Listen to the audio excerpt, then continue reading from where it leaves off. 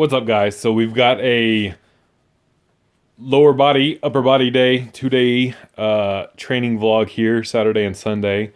On squats, I did 325 for 4 sets of 3 and then 1 set of 10. I'm gonna show y'all 2 of the triples here. I filmed 2 of them just for my own form checking needs. Honestly, it doesn't look too bad. There's some little things I can clean up there, but in just checking on my form as I've got these new leverages or lack thereof.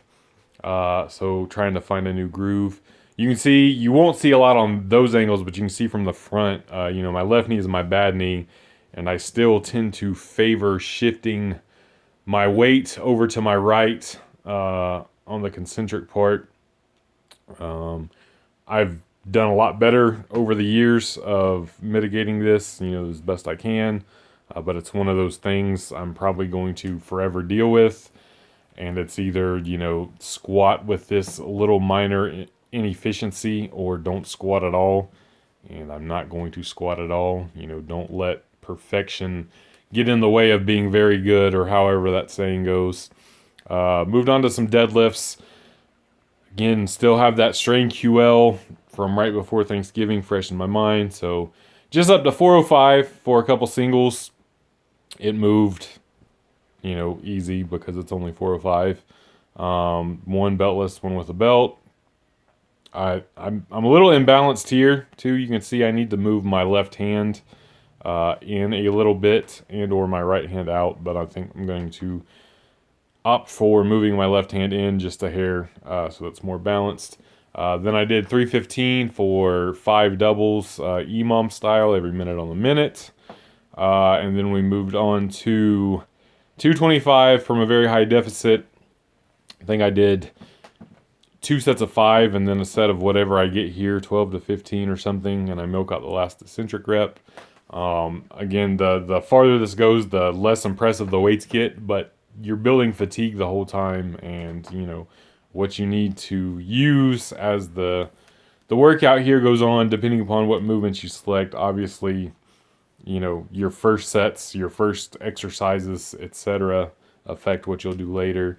And as I progress, I'll be moving, if I'm going to do my squats heavier this week or with more intent the following week, I'll probably favor deadlifts.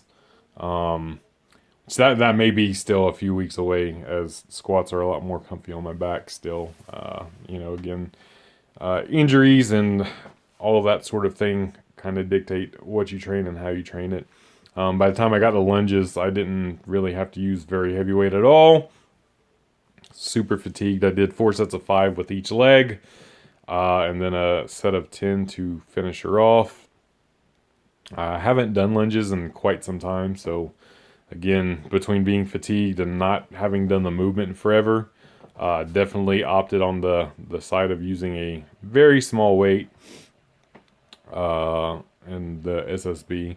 What I want to point out here is, you can do a very effective full lower body workout here on one platform with minimal equipment. Like if I didn't use this SSB and I used the barbell instead, it would have been the same piece of equipment the whole time. So don't worry about being limited by not having all sorts of equipment. Now, I did go on to do some smaller isolations after this. I did some leg extensions, some hamstring curls, and some reverse hypers. But again, you can get a lot done with very little.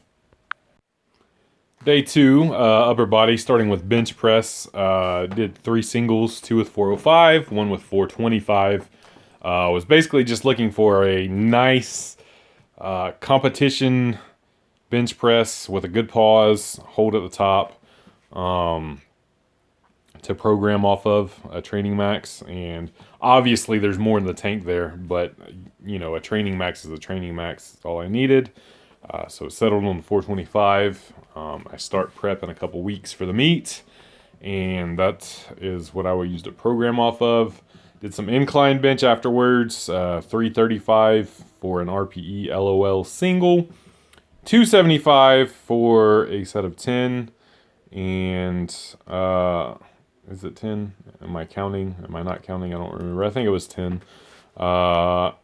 y'all can correct me in the comments. Then 225 for a set of 15. I'm toying with keeping these in for the first few weeks of prep, so we'll see how that goes. I like doing incline bench. It's fun. It's something I haven't done in forever, and it's been fun to kind of bring that back and do them again. And now I have a rack with an incline bench, so I have somewhere safe to do it, and not worry about yeeting myself. And then these, not necessarily this style movement, but I'm definitely going to keep some slow eccentrics in my meat prep, and it'll get more specific as time goes on. But here I'm using the buffalo bar with a close grip, and I am really biasing my elbows forward, almost trying to think of it like a JM press, but not, over my head or over my face or anything, down almost where I would touch on a regular bench press. So we'll see how these goes. I'm not sure how I feel about these yet. Yeah. Peace!